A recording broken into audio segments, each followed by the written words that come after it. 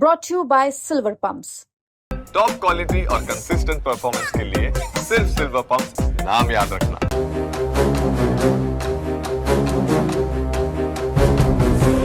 बीडमध्ये विद्यार्थ्याला चौघांची बेदम मारहाण,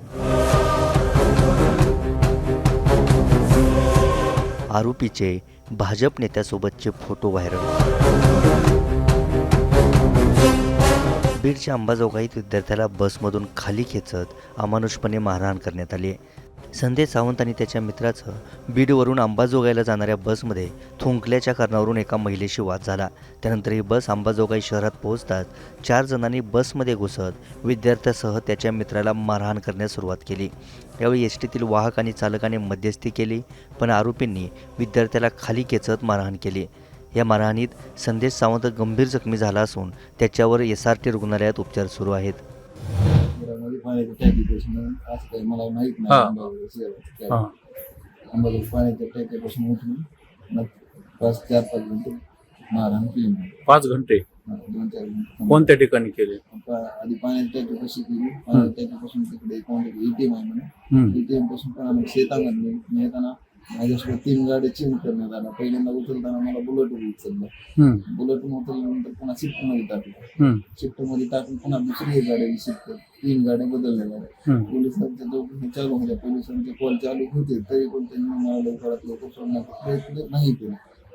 त्यामध्ये माझा पूर्ण श्वास बंद होण्याच्या मार्गावर आलता। तिथे पुढे तर त्यानं आणखी अर्धा मिनिटात जर मला सोडलं नसतं तर माझा जीव गेला असता।